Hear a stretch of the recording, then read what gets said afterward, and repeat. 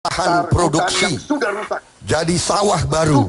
Kami merencanakan 2 juta hektar sawah baru. 2 juta hektar sawah baru ditambah 2 juta hektar untuk bioetanol. Kita bisa bayangkan 4 juta hektar kali 6 orang bekerja, itu adalah 24 juta orang bekerja dalam 5 tahun. Itu jawaban kami terhadap masalah kemiskinan. Orang yang tidak punya apa-apa tiba-tiba punya penghasilan, dan penghasilannya juga tidak sedikit, karena sasaran kita adalah tanaman yang bisa dapat harga yang baik. Selanjutnya, tenaga kerja. Kita dengan dorongan ekonomi yang akan tumbuh dengan pesat dan tinggi, ini juga akan menumbuhkan dan mengurangi pengangguran, dan juga upah dengan sendirinya akan bisa kita naikkan karena kita dapat kelebihan uang. Masalahnya adalah sekarang Indonesia harus meningkatkan produktivitasnya. Kita tidak bisa hanya kerja sedikit-sedikit. Kita harus berpikir besar dengan strategi yang besar untuk kita mencapai hasil-hasil yang besar. Terima kasih. Kita tidak bisa hanya kerja sedikit-sedikit. Kita harus berpikir besar. Terima kasih Pak Prabowo. Untuk kita mencapai hasil-hasil Baik, yang besar. selanjutnya pertanyaan kedua untuk Pak Prabowo Subianto. Salah satu masalah Indonesia saat ini adalah pertumbuhan penduduk yang dinilai relatif tinggi. Sementara itu, kasus angka kematian ibu melahirkan naik dalam beberapa tahun terakhir. Dengan latar belakang tersebut, pertanyaannya, bagaimana kebijakan Anda untuk mengendalikan pertumbuhan penduduk? Berikutnya, bagaimana strategi Anda untuk meningkatkan layanan dan akses kesehatan, khususnya bagi perempuan? Waktu Anda 3 menit mulai dari sekarang. Benar sekali, saudara moderator. Penambahan penduduk kita sangat luar biasa. Terjadi ledakan penduduk. 5 juta orang tiap tahun lahir. Justru itulah strategi kami, tutup kebocoran, amankan kekayaan negara, dapat uang tunai, cash, uang cash tunai ini kita investasikan kepada kesehatan dan pendidikan. Dengan kesehatan dan pendidikan, kita bisa menumbuhkan kesadaran masyarakat dengan cara persuasif untuk menerima program-program keluarga dan pendidikan berencana. Mau tidak mau, kita harus tingkatkan kembali program keluarga masyarakat dengan cara persuasif untuk menerima berencana. Kita harus investasi di puskesmas, di posyandu. Kita harus tambah jumlah dokter. Kita harus perbaiki gaji dokter, gaji perawat, gaji bidan. Ini kita tidak boleh tanggung-tanggung. Makanya tadi saya katakan, strategi kami adalah strategi dorongan besar, the big push strategy. Kita tidak bisa main-main dengan tantangan-tantangan yang kita hadapi sekarang. Demikian juga untuk mengurangi angka kematian ibu-ibu. Sekali lagi, investasi besar-besaran, posyandu, puskesmas, rumah sakit, perbaiki gaji dokter, perbaiki gaji perawat.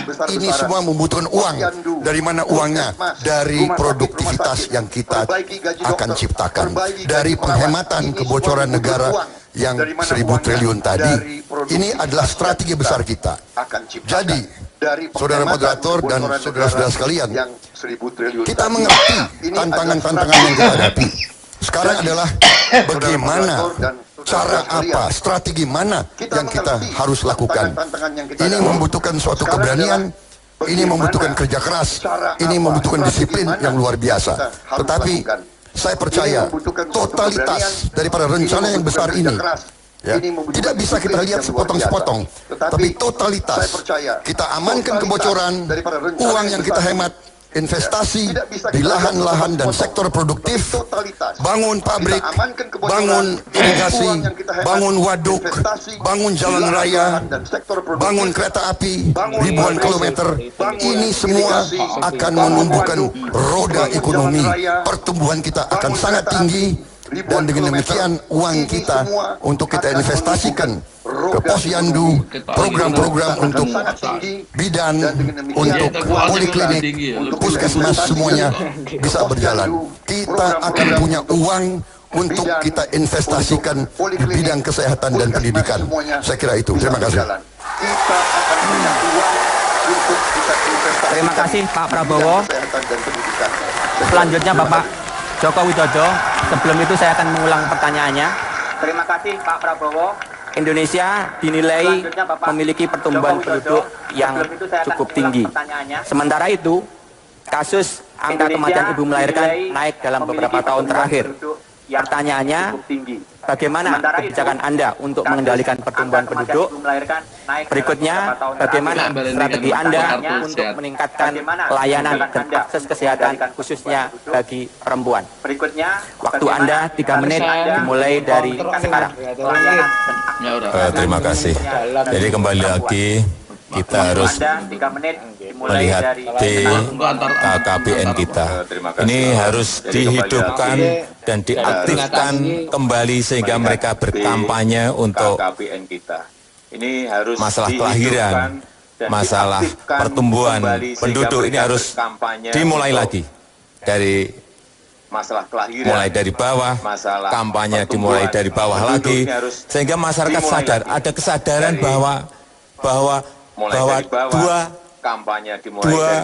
anak itu cukup, bahwa 2 anak cukup. Karena sekarang ini kenapa mereka kembali ke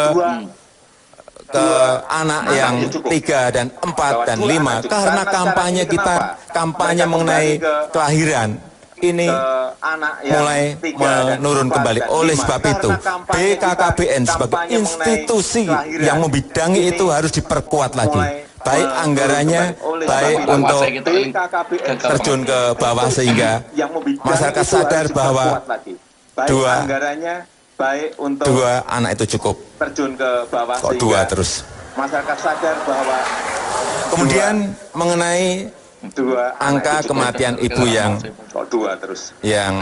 naik dan layanan kesehatan bagi perempuan. Tadi sudah saya sampaikan, tetapi perlu saya ulang lagi bahwa ini adalah membangun sistem. Membangun sistem dan mengontrol sistem itu. Dengan cara apa? Ya dengan sistem kartu ini. Anggarannya ada, tetapi kalau sistemnya tidak dibangun, sistemnya tidak ada manajemen pengawasan yang baik, sistemnya tidak dikontrol di lapangan, percuma anggaran itu akan menguap kemana-mana. Kita dengan anggaran yang ada sekarang, saya tidak usah muluk-muluk, kita harus tinggi-tinggi mempunyai ini, tetapi asal anggaran yang ada sekarang ini dimanage, dikelola dengan sebuah sistem yang baik, dikontrol, dan dibelikan alat-alat yang real, yang tepat guna, yang dibutuhkan masyarakat. Saya kira IFATES misalnya, ibu-ibu bisa ke puskesmas untuk IFATES, cek apakah ada kanker rahim atau tidak. Ini penting sekali. Larinya akan ke sana dan juga ke rumah sakit. Kalau ibu-ibu sudah pegang ini kartu Indonesia Sehat, mereka akan secara rutin bisa cek ke puskesmas, bisa cek ke rumah sakit dengan tidak dipungut biaya. Anggarannya ada. Jadi jangan membayangkan bahwa kita membutuhkan anggaran yang bertriliun-triliun. Anggarannya sekarang sudah ada, hanya sistemnya yang perlu dibangun. Terima kasih.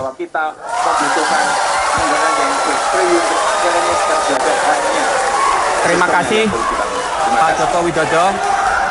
Pemirsa, kami akan jeda sejenak. Jangan kemana-mana dulu. Debat Capres 2014 akan kembali sesaat lagi.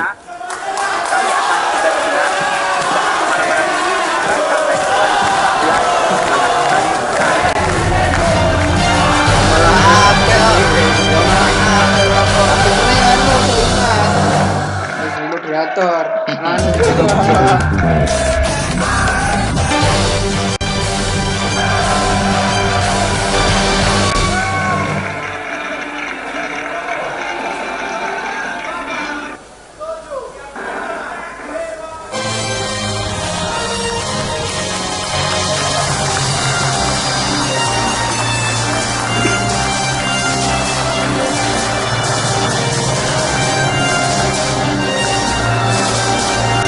kembali di debat Capres 2014. Nah, ini sesi yang sangat menarik karena kedua calon diberikan kesempatan untuk saling bertanya.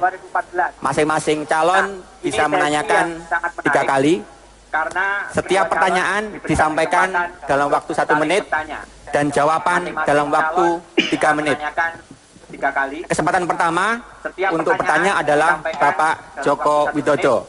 Silakan, waktunya 1 menit dari mulai sekarang. Pertama untuk bertanya adalah Bapak Prabowo, saya ingin menanyakan bagaimana pandangan Bapak mengenai DAU dan DAK. Terima kasih. Bagaimana pandangan Pak Prabowo, 3 menit waktu jawaban Anda dimulai dari sekarang. Terima kasih. Baik, terima kasih. DAU dan DAK, dana alokasi umum dan dana alokasi khusus itu harus kita tingkatkan untuk daerah-daerah. Itu hanya bisa kita lakukan kalau penghasilan negara tambah. Jadi dana ke daerah, dana ke kabupaten, dana ke kecamatan dan ke desa bisa naik kalau penghasilan negara naik. Inilah yang saya sudah bertahun-tahun berjuang di mana-mana. Bagaimana caranya penghasilan Indonesia tidak bocor ke luar negeri. Selama ini sumber-sumber ekonomi kita dikuasai oleh sebagian besar orang asing atau perusahaan-perusahaan asing. Jadi nilai tambah dari kekayaan kita keluar. Bagaimana kita akan tambahkan DAK, DAU kalau uangnya selalu pas-pasan. Ini inti daripada masalah. Jadi saya menganjurkan kepada seluruh bangsa bagaimana caranya kita bisa mengamankan kekayaan negara itu. Baru kita alirkan dana ke daerah-daerah untuk mempercepat pembangunan. Saya kira itu. Terima kasih. Waktunya masih ada waktu, Prabowo. Pak Prabowo, masih ada waktu. Cukup. Pembangunan. Saya kira itu. Terima kasih. Oke. Berikutnya kami persilahkan kepada Pak Prabowo untuk gantian menyampaikan pertanyaan kepada Bapak Joko Widodo. Waktunya 1 menit dari mulai sekarang. Pak Prabowo untuk gantian menyampaikan Joko Widodo, kita mengerti bahwa kondisi ekonomi dunia kurang menguntungkan akhir-akhir ini. Pertumbuhan ekonomi dunia kurang lebih sekarang 3%, 3,3. Indonesia agak lumayan, tahun ini masih di atas 5%. Kalau seandainya Bapak terima mandat dari rakyat, apa target pertumbuhan ekonomi yang Bapak canangkan? Dan bagaimana strategi Bapak untuk mencapai pertumbuhan ekonomi yang Bapak targetkan itu? Terima kasih. Dan bagaimana Pak Joko Widodo, silakan menjawab. Waktunya 3 menit dimulai dari sekarang. Terima kasih Pak Prabowo. Ke depan saya meyakini bahwa ekonomi kita akan bisa tumbuh di atas 7% dengan catatan-catatan. Yang pertama, ekonomi kita akan bisa tumbuh, iklim investasi beserta regulasinya itu betul-betul terbuka dan memberikan kesempatan kepada investor-investor lokal untuk bergerak menciptakan sebuah pertumbuhan ekonomi. Dan yang kedua, di bidang perizinan yang terlalu lama seperti yang kita lihat sekarang ini harus berani kita pangkas secepat-cepatnya agar investasi yang hadir di dalam pergerakan ekonomi kita itu betul-betul kelihatan mereka dilayani dan disambut. IMB misalnya, bisa IMB online, SIUP, bisa SIUP online, TDP, bisa TDP online. Saya kira cara-cara sistem seperti itu kalau kita lakukan dan investor berikan kesempatan untuk membuka lapangan pekerjaan, untuk membuka investasi terutama di daerah-daerah, saya yakin membuka Insya Allah 7% bukan sesuatu yang untuk membuka sesuatu investasi, yang terutama di sulit. daerah-daerah. Kemudian yang ketiga, Insya Allah, arah 7% industri bukan sesuatu yang ke ekspor sesuatu harus yang dibuka seluas-luasnya. Kemudian, Harus diberikan insentif ketiga, yang sebesar-besarnya. arah Industri itu industri apa? Industri yang kecil yang ada di ekspor desa-desa. harus dibuka seluas-luasnya. Industri rumah tangga yang ada di kampung-kampung.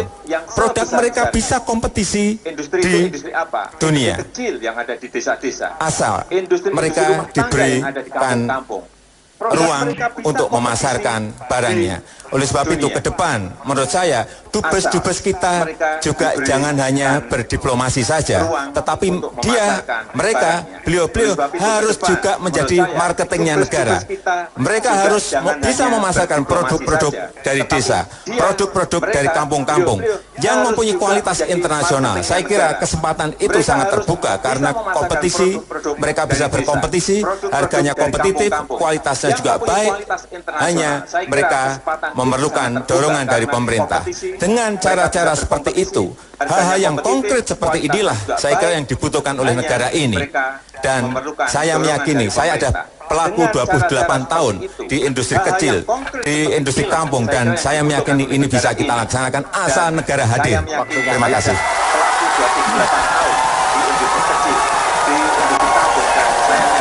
Baik, terima kasih. Selanjutnya, Pak Joko Widodo, silakan bertanya kembali. Baik, terima kasih. Waktu Anda 1 menit dimulai dari sekarang. Pak Joko Widodo, silakan bertanya kembali. Bapak Prabowo, Waktu Anda 1 menit. tadi Bapak Dimulai dari sekarang. kelihatannya banyak menyampaikan bahwa uang kita ini banyak. Bapak Prabowo. Tetapi kalau kita lihat dalam 2 tahun ini, kita mengalami yang namanya defisit perdagangan dan juga defisit APBN terjadi dalam 2 tahun ini. Apa yang salah menurut Bapak dalam hal ini? Terima kasih. Pak Prabowo, kami berikan kesempatan untuk menjawab.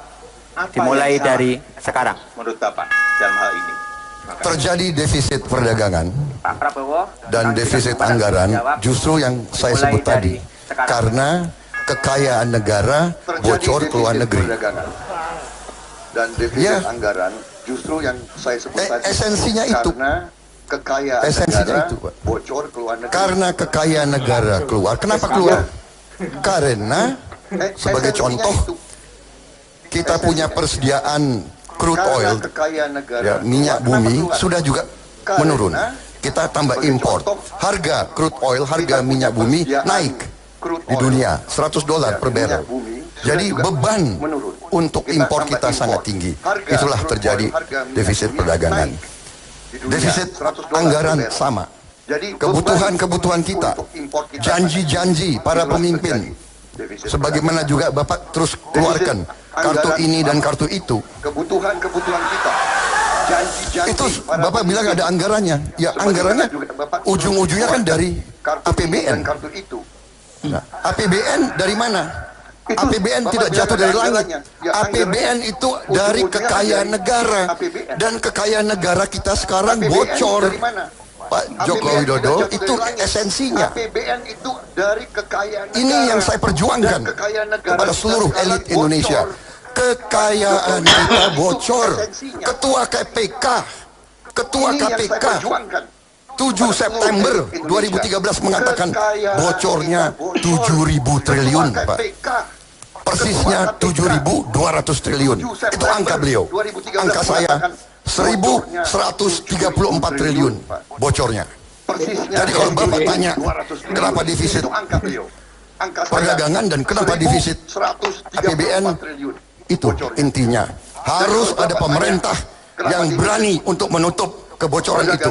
Baru kita tidak defisit, bahkan kita bisa surplus. Kita nanti jadi negara macan Asia kembali. Terima kasih.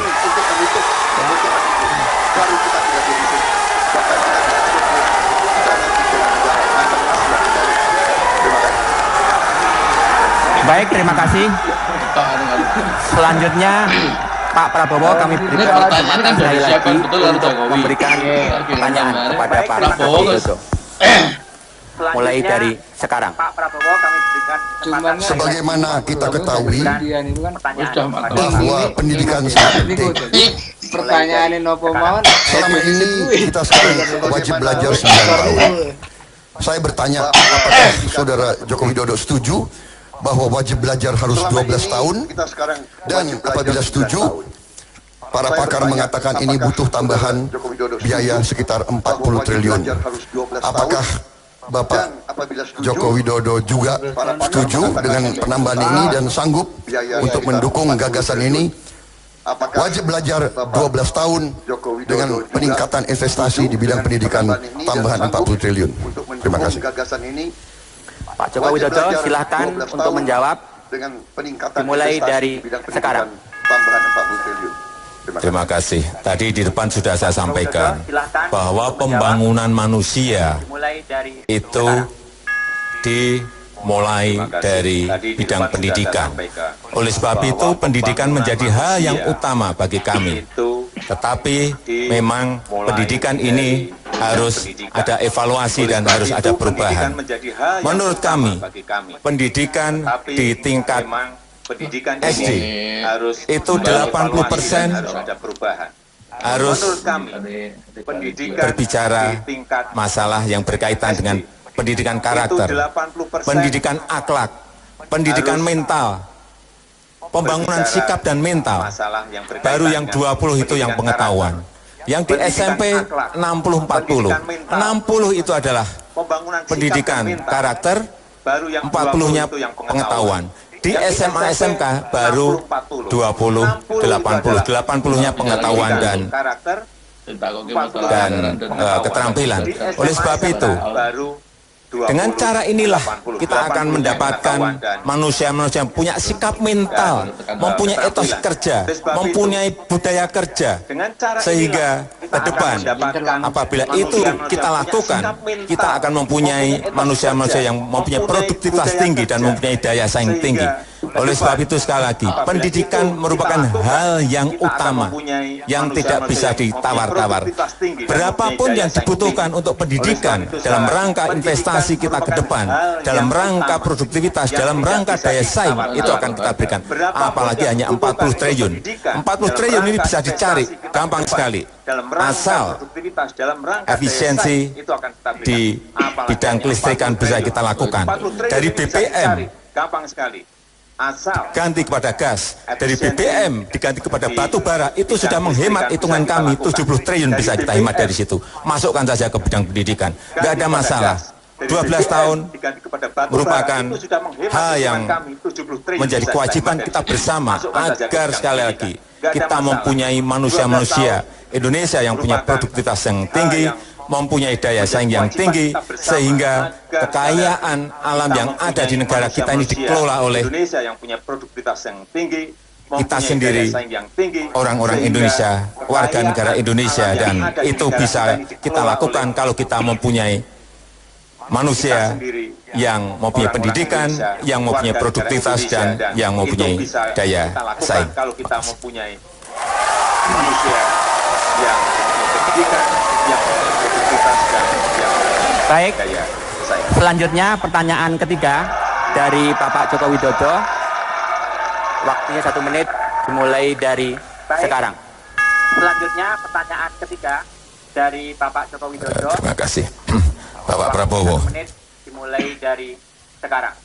kami ingin bertanya, bagaimana cara meningkatkan peran? Ini soal rakyat ini. Bagaimana cara meningkatkan peran TPID? Cara meningkatkan peran. Terima kasih. Ini soal rakyat. Pak Prabowo, Bagaimana Tolong cara singkatan meningkatkan TPID peran bagaimana Pak? TPID? TPID ini untuk tim Pak Prabowo, pengendalian Singkatan TPID inflasi bagaimana, Pak? daerah, Pak Prabowo. Terima kasih. TPID oke silakan ini, Pak Prabowo. Iya, saya kan tidak tim menguasai setiap pengendalian singkatan. inflasi daerah, Pak Prabowo. oke silakan Pak Prabowo. Ya, Bagaimana saya kan meningkatkan tidak peranan?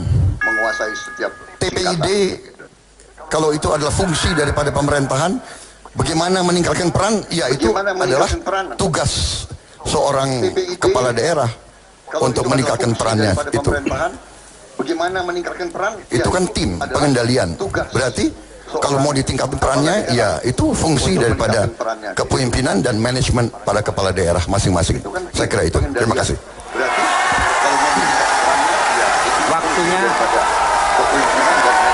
Waktunya masih ada Pak Prabowo? Cukup? Oke. Mesti ditanyakan daerah kok. Baik, sekarang pertanyaan ketiga dari Pak Prabowo Subianto. Silakan. Dimulai dari sekarang. Sekarang pertanyaan ketiga dari Pak Prabowo Subianto. Pak Joko Widodo, dari paparan Bapak dan pembicaraan Bapak tidak kedengaran tentunya, mungkin sudah ada perencanaannya, tapi tidak dibahas tentang infrastruktur. Kedengaran tentunya. Negara kita sangat besar. Tantangan bagi bangsa kita sangat-sangat besar. Infrastruktur.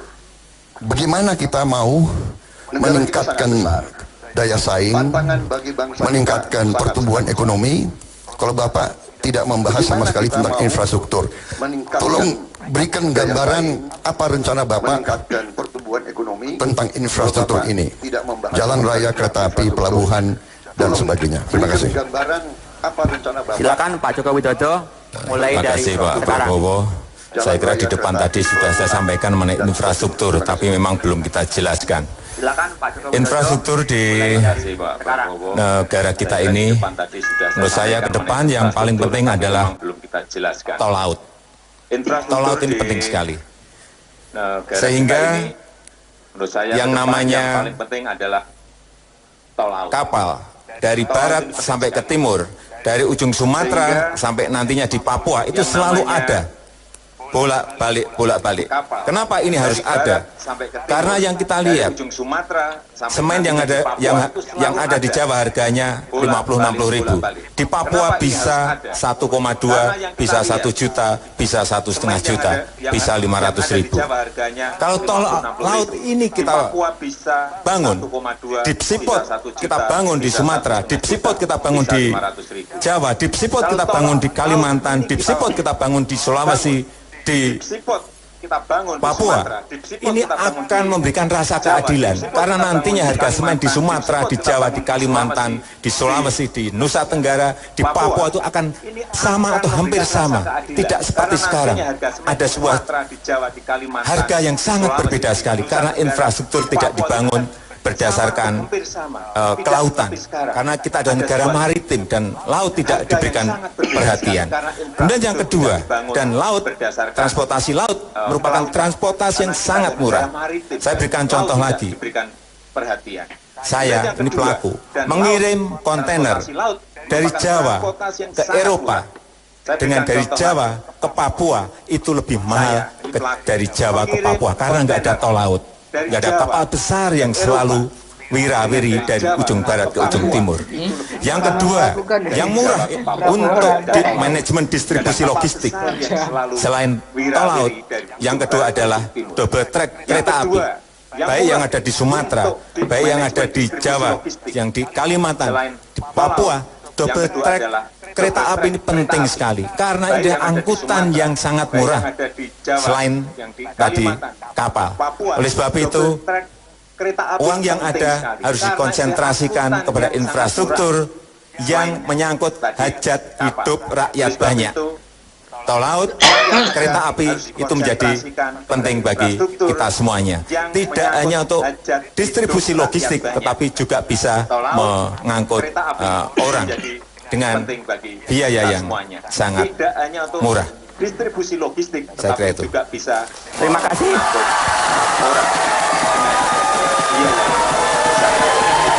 Kedua calon presiden dapat melanjutkan sesi pertanyaan ini setelah melihat berikut ini.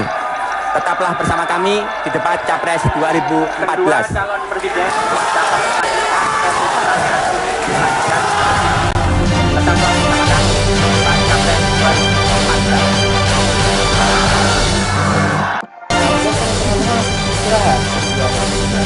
Ayo. Ayo. Apa mau Ora jajan. Ini enggak kan. Enggak ya pemula ini Anda masih menyampaikan debat Capres 2014. Ini saya kira sesi yang paling ditunggu-tunggu. Dalam sesi ini, kedua capres kembali diberi kesempatan untuk saling bertanya dan menanggapi. Jadi, setelah jawaban pertama diberikan, capres yang bertanya dapat menanggapi jawaban. Kemudian, capres yang bertanya dapat menanggapi jawaban tersebut. Waktu untuk bertanya cukup 1 menit. Dan untuk memberikan tanggapan 2 menit. Capres nomor urut 2 mendapat kesempatan pertama untuk bertanya. Bapak Joko Widodo, kami berikan waktu 1 menit dimulai dari sekarang. Terima kasih.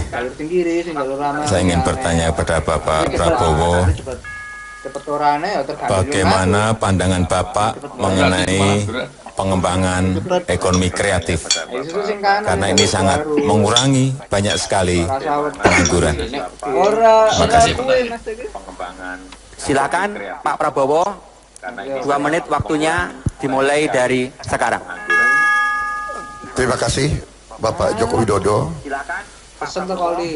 Ekonomi kreatif adalah sangat penting bagi kita karena tadi jumlah penduduk kita sangat besar dan anak-anak muda kita sangat banyak. Kemudian ekonomi kreatif ini adalah bidang di mana kita bisa bersaing dengan bangsa-bangsa lain. Karena itu memang pemerintah, siapapun yang memimpin di masa yang akan datang harus investasi besar-besaran di bidang pendidikan untuk mendorong kualitas generasi muda kita sehingga ekonomi kreatif ini bisa menghasilkan suatu nilai tambah bagi bangsa kita. Jadi saya sangat mendukung ya, setiap upaya, setiap program untuk meningkatkan persaingan kita, daya saing kita di bidang ekonomi kreatif. Disinilah mungkin keunggulan bangsa kita karena kita juga punya naluri seni di darah kita.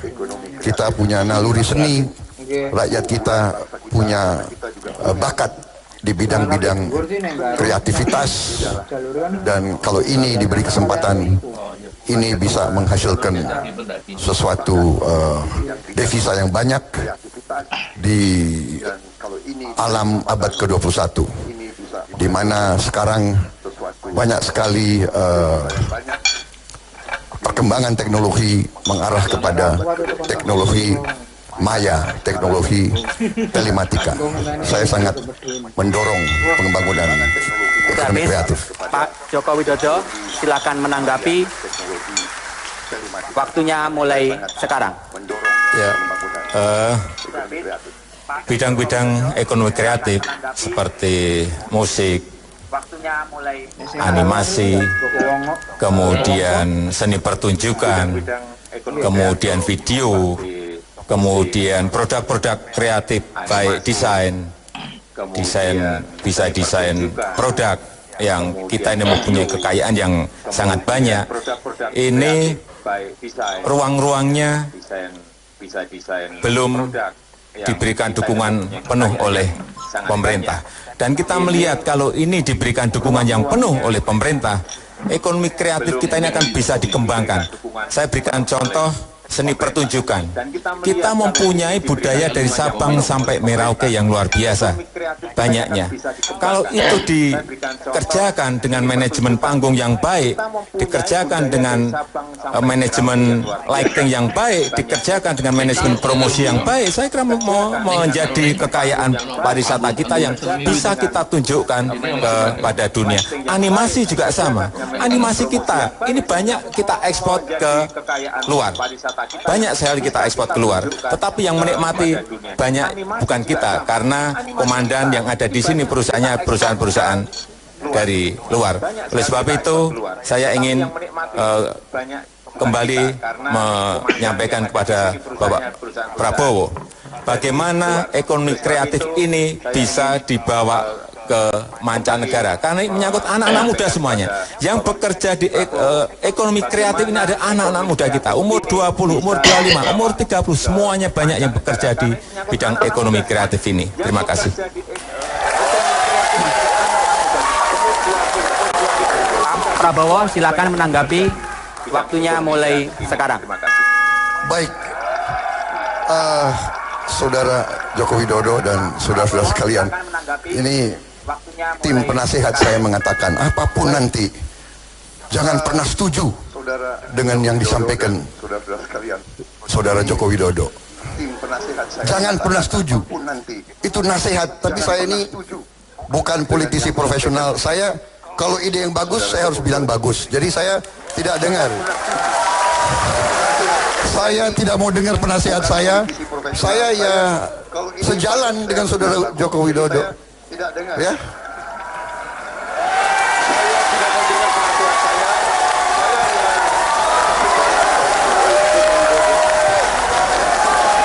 Dan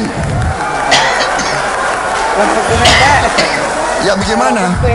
Masa harus gak setuju? Kalau yang idenya bagus gak setuju? Ya gak? Maaf ya, kali ini saya mati kutub perasaan saya. Dan saudara-saudara, kalau ekonomi kreatif, saya hanya punya anak satu dan anak saya memang bergerak di ekonomi kreatif. Dan dia sebagai desainer, dia juga sudah muncul di mancanegara. Ya. Nah, jadi saya kalau soal itu ya, terima kasih, saya dukung Saudara Joko Widodo. Baik, terima kasih. Kini Pak Prabowo Subianto, kami berikan kesempatan untuk bertanya. Waktunya 1 menit, dimulai dari sekarang. Saudara Joko Widodo, kita tahu sebentar lagi negara kita akan kemasukan, atau bukan kemasukan, harus menerima arus dari tetangga-tetangga kita. ASEAN Economic Community, Komunitas Ekonomi ASEAN tahun 2015 harus kita terima. Sudah kita setujui dan banyak dampaknya. Juga banyak sekali nanti orang ASEAN boleh berusaha di Indonesia, boleh bekerja di sini. Saya mohon pandangan Bapak, bagaimana menurut Bapak cara menghadapi ASEAN Economic Community ini? Apa kita harus tinjau kembali atau bagaimana pemikiran Bapak? Terima kasih. Cukup. Silakan Pak Joko Widodo ditanggapi. Waktunya mulai sekarang. Terima kasih. Ya, ini sebuah fakta yang harus kita hadapi. Tahun depan ASEAN Economic Community sudah di hadapan kita. Tetapi saya meyakini dengan ekonomi kita yang tumbuh baik, dengan entrepreneur kita juga tumbuh sangat bagus, keberanian untuk menerobos ke pasar global juga sudah dilakukan lebih dari 25-30 tahun yang lalu. Saya kira buat kita tidak ada masalah. Hanya pemerintah harus memberikan dorongan agar mereka menyerang lebih dahulu, masuk ke negara lain terlebih dahulu. Ini strategi. Yang kedua, pasar yang ada di domestik jangan sekali-sekali bisa dimasuki oleh pasar dari luar. Caranya seperti apa? Saya kira banyak sekali hal-hal yang berkaitan dengan perizinan misalnya. Caranya seperti apa? Saya kira daerah bisa memberikan kecepatan apabila memang itu adalah investor lokal, investor domestik. Dan kalau yang dari luar, Ya nggak apa-apa lah, apabila memang itu adalah sedikit-sedikit disulit-sulitin. investor domestik. Inilah saya kira memang semua negara melakukan itu, ada barier. Nah, itu Mereka menghambat tetapi tidak kelihatan. Dan ini saya kira tidak usah lewat sebuah instruksi. Saya kira semua orang tahu bahwa kita dengan nasionalisme kita, dengan ekonomi berdikari kita, saya kira kita bisa melakukan itu. Dan jangka panjang tadi di depan sudah saya sampaikan, hanya ada satu cara, pembangunan manusia. Itulah yang akan menjadi daya saing kita, produktivitas kita, dan itulah nanti yang akan menentukan kita menang atau tidak menang di dalam pertarungan di pasar. Saya kira itu. Terima kasih. Pak Prabowo, silakan menanggapi, waktunya mulai sekarang. Saya kira itu. Terima kasih. Jadi kalau rincinya bagaimana nanti Bapak mensikapi umpamanya tuntutan daripada perusahaan-perusahaan dari luar, sebagai contoh ingin membuka cabang-cabang bank di kabupaten-kabupaten kita, satu, atau bahwa kita harus membuka wilayah udara kita. Jadi nanti penerbangan ASEAN bebas terbang di antara kota-kota Indonesia. Ini apakah tidak akan merugikan kepentingan nasional kita di antara kota-kota Indonesia? Pak Joko Widodo, tanggapan Anda mulai dari sekarang. Merugikan kepentingan nasional kita. Iya, tentu saja kita sebagai pemerintah harus membuat regulasi-regulasi yang memberikan barier agar mereka tidak secara gampang masuk ke wilayah-wilayah kita. Regulasi-regulasi. Sebagai contoh, tadi masalah hal yang berkaitan dengan perbankan. Saya kira BI mempunyai regulasi yang bisa memberikan hambatan-hambatan, yang bisa memberikan barier agar mereka tidak gampang sekali masuk ke tempat kita. Karena kalau kita lihat, kita mau mendirikan sebuah cabang bank di negara yang lain tetangga kita, itu aja sangat sulit sekali.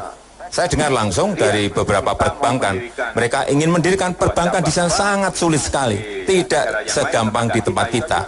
Oleh sebab itu, saya kira ada regulasi yang jelas dari pemerintah, agar juga hambatan itu ada. Kita terbuka, tetapi secara tertutup, saya kira hambatan itu harus mulai dibangun dengan regulasi, dengan peraturan-peraturan baik pemerintah pusat, baik BI, baik pemerintah daerah. Kita terbuka, tetapi sekali lagi yang utama adalah melindungi ekonomi kita, terutama yang berkaitan dengan ekonomi rakyat. Tidak bisa udara kita buka total, kemudian mereka bisa masuk ke semua daerah, dan yang menguasai daerah nantinya bukan pengusaha nasional, tetapi justru pengusaha dari sana. Saya kira kepentingan barier untuk regulasi itu. Jangan sampai memberikan peluang yang besar kepada mereka, karena dimanapun kita ingin investasi, di negara manapun pasti ada bariernya. Entah lewat regulasi bisnis, entah lewat regulasi pemerintah, entah dihambat di biaya masuk, dan yang lain-lainnya. Terima kasih. Baik, terima kasih. Pak Joko Widodo, kami berikan waktu 1 menit untuk menyampaikan pertanyaan kedua. Waktu mulai sekarang. Pak Joko Widodo, kami berikan waktu 1 menit Bapak Prabowo, menyampaikan pertanyaan kedua. kami mohon klarifikasi atau penjelasan mengenai visi misi Bapak tentang anggaran desa yang di sana tercantumkan 1 miliar. Karena yang saya tahu di Undang-Undang Desa itu tidak ada angka 1 miliar, tetapi justru lebih dari ini. Bisa 1,4, bisa 1,3, bisa 1,2, tergantung luas wilayah, tergantung penduduknya, dan tergantung kemiskinan yang ada di daerah itu. Terima kasih. Pak Prabowo, silakan menjawab. Waktu mulai sekarang. Baik, waktu saya mencanangkan program itu dan saya buat deklarasi itu sebelum Undang-Undang Desa keluar. Jadi saya sebagai Ketua Umum Himpunan Kerukunan Tani Indonesia juga didesak.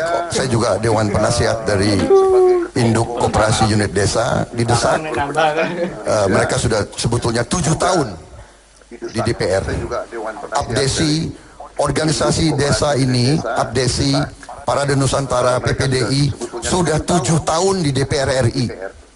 Dan setiap tahun dibilang masuk tahun depan, masuk program tahun depan.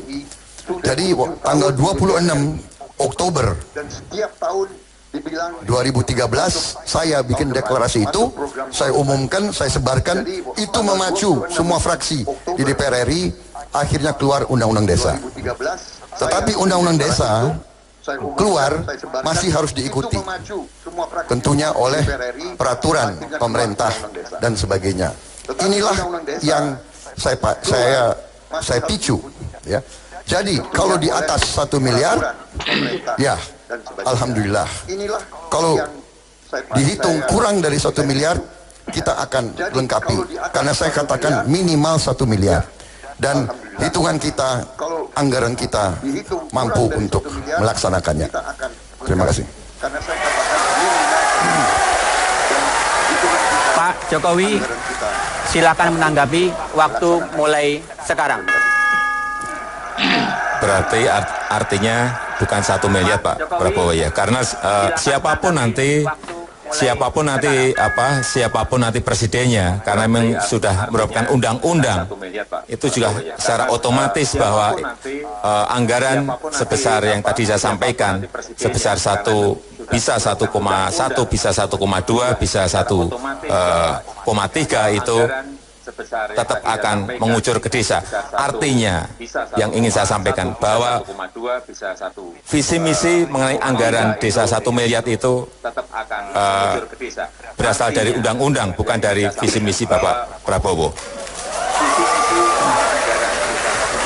Pak Prabowo, silakan menanggapi, waktunya mulai sekarang. Saya tidak mempersoalkan berasal dari mana. Yang penting uangnya sampai ke rakyat di desa.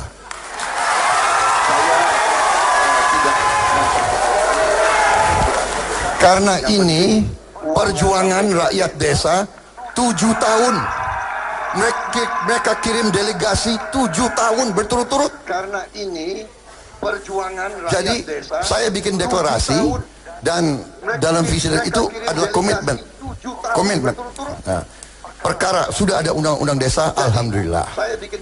Kalau nanti angkanya tidak sampai 1 miliar, pemerintah Prabowo Subianto dan Hatta Rajasa, kita akan bekerja keras supaya bisa sampai 1 miliar atau lebih.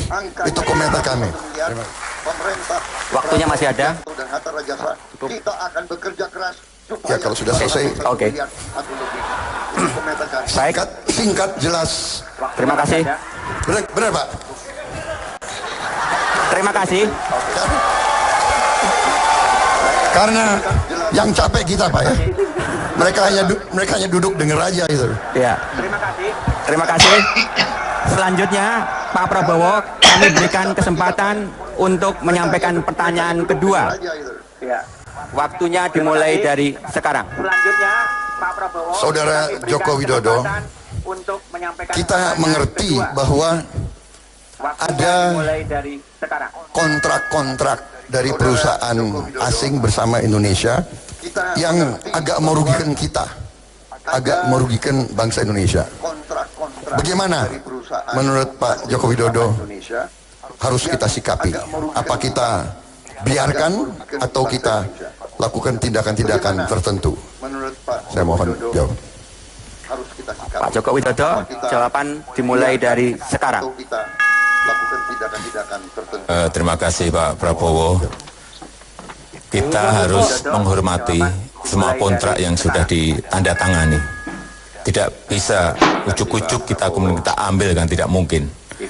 Oleh sebab itu, penghormatan terhadap kontrak yang telah disepakati itu merupakan pembangunan kepercayaan bagi investasi di negara ini.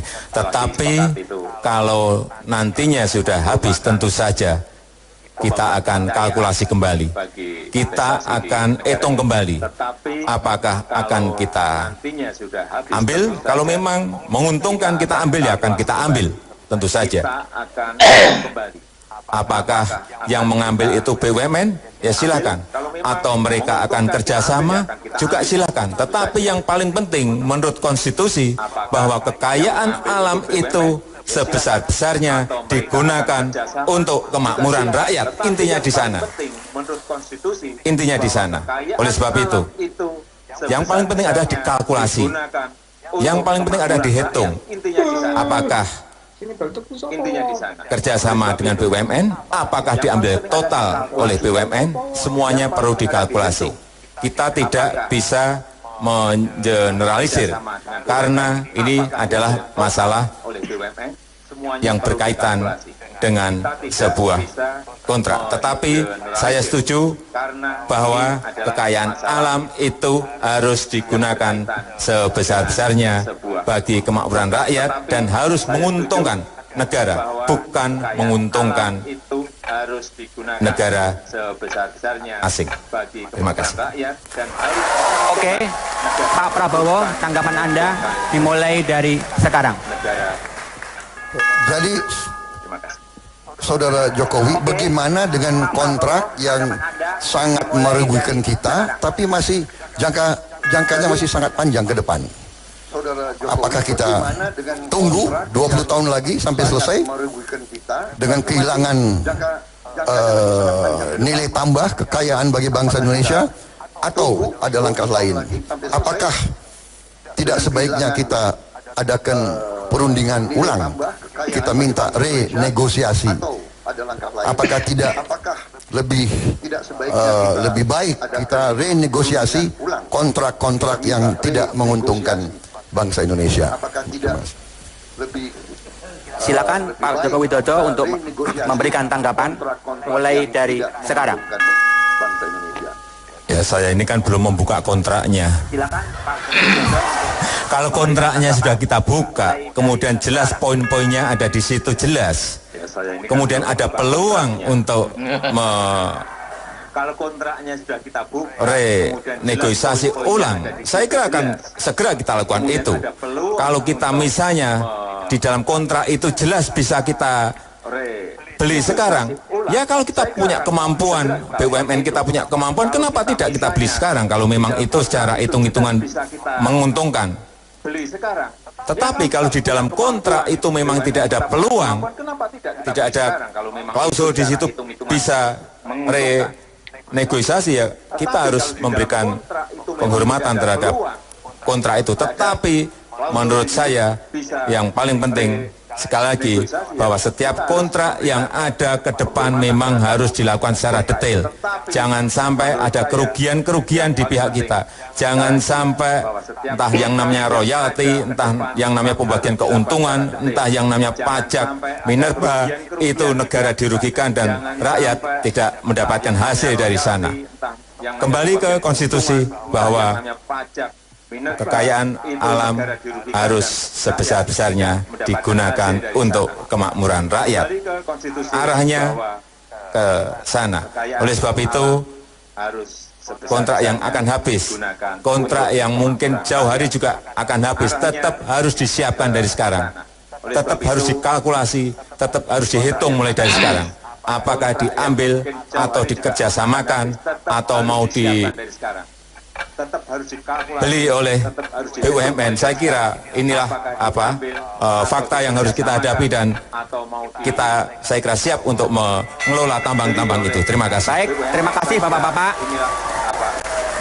Pemirsa, debat Capres 2014 akan kembali setelah jeda pariwara berikut. Tetaplah bersama kami.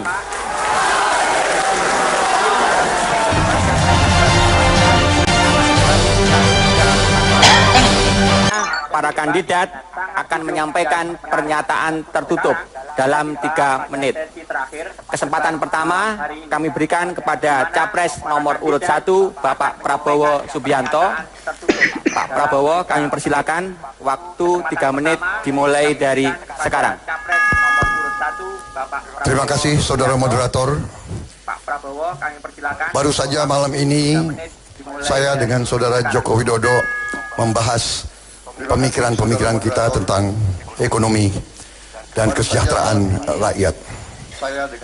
Perjuangan kami, Prabowo dan Hatta, memang ingin mewujudkan suatu ekonomi yang kuat, yang berdiri di atas kaki kita sendiri, yang mengamankan kekayaan negara supaya bangsa Indonesia menguasai kekayaannya dan agar kekayaan Indonesia tidak mengalir ke luar negeri. Uang ini, kekayaan ini akan kita pergunakan untuk kepentingan rakyat kita, untuk mempercepat pembangunan, untuk menaikkan penghasilan buruh, tani, nelayan, pedagang kecil, pegawai negeri, pedagang kaki lima, guru-guru, termasuk guru honorer yang penghasilannya sangat-sangat rendah, juga karyawan pabrik yang tidak menentu masa depannya karena outsourcing, juga mereka-mereka kaum disabilitas. Ini semua harus kita bantu. Dari mana uang untuk membantu? Dari kekayaan negara yang harus kita amankan. Apabila kita diberi mandat, kita akan bekerja keras agar setiap ibu tiap pagi senyum melihat anak-anaknya berangkat ke sekolah dengan sehat, dengan gembira, dan kembali dari sekolah juga dengan semangat. Ibu-ibu akan tahu bahwa guru-gurunya mendidik anak-anaknya dengan baik. Bapak-bapaknya tiap malam tidur dengan tenang karena tahu besok ada uang untuk anak dan istrinya. Lusa masih ada uang, minggu depan masih bisa bayar hutang-hutangnya. Saudara-saudara, itu perjuangan kami. Kami ingin orang kecil di Indonesia bisa senyum. Wong cilik iso gemuyu. Itu adalah cita-cita Prabowo Subianto dan Hatta Rajasa. Kita ingin ekonomi untuk rakyat, kemakmuran untuk rakyat, Indonesia kuat, Indonesia berdiri di atas kaki kita sendiri, Indonesia dihormati karena rakyatnya sejahtera. Itu cita-cita kami dan itu yang kami perjuangkan. Kami akan hormati keputusan rakyat. Kami mohon doa restu kepada seluruh rakyat Indonesia. Selesai. Terima kasih Pak Prabowo. Selanjutnya Capres nomor urut 2 Bapak Joko Widodo. Kini giliran Anda untuk menyampaikan pernyataan penutup dalam 3 menit mulai dari sekarang. Dan mohon berdiri. Mulai dari sekarang. Pernyataan penutup dalam 3 menit mulai dari sekarang. Ibu dan Bapak sekalian, saudara-saudara sebangsa dan setanah air, kami yakin bahwa ke depan akan terwujud sebuah ekonomi yang lebih baik. Dan apabila rakyat memberikan amanah kepada kami, Jokowi dan JK, kami ingin bekerja sekuat tenaga, bekerja siang dan malam untuk mengabdikan diri kepada nusa bangsa dan rakyat Indonesia. Bekerja sekuat tenaga, bekerja siang dan malam. Kita sering bertemu kepada nusa bangsa dan rakyat di Aceh, di Papua, di Sangihe, di Rote, yang bekerja pada malam hari di saat kita tidur. Itulah yang menggugah kami, menggugah Jokowi JK untuk bekerja keras, mengabdikan diri di saat kita tidur kepada jutaan rakyat di Indonesia. Untuk bekerja keras. Saya Joko Widodo. Saya lahir di sini. Saya besar di sini. Saya dididik di sini. Saya lahir di sini. Dan saya seutuhnya adalah Indonesia. Saya tegaskan dan saya dan Pak JK siap memimpin Indonesia. adalah Indonesia. Dan saya tegaskan bahwa saya hanya tunduk kepada konstitusi, hanya tunduk kepada kehendak rakyat Indonesia. bahwa saya hanya tunduk kepada konstitusi, hanya tunduk Salam kepada dua jari. kehendak rakyat Indonesia. Terima kasih. Terima kasih Pak Joko Widodo.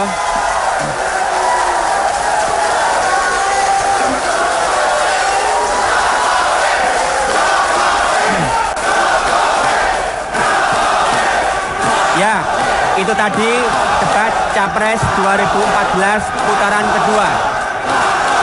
Sekali lagi, terima kasih kepada Pak Prabowo Subianto dan Pak Joko Widodo. Terima kasih juga kepada para hadirin di ruangan ini dan pemirsa dimanapun Anda berada. Saya Ahmad Irani Yustika. Debat selanjutnya akan dilaksanakan pada tanggal 22 Juni 2014. Jangan lupa untuk menggunakan hak pilih Anda pada tanggal 9 Juli 2014. Karena suara Anda menentukan siapa yang memimpin bangsa ini 5 tahun ke depan. Selamat malam dan sampai jumpa.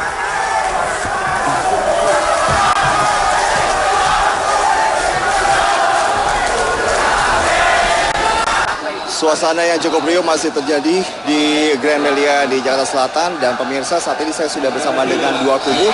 Anda bisa melihat di sebelah kiri saya dan di sebelah kanan saya tepat berada di tengah-tengah. Bagaimana Trans 7 netral, tidak memihak di salah satu calon presiden. Saya menuju terlebih dahulu adalah pendukung dari calon presiden yang pertama.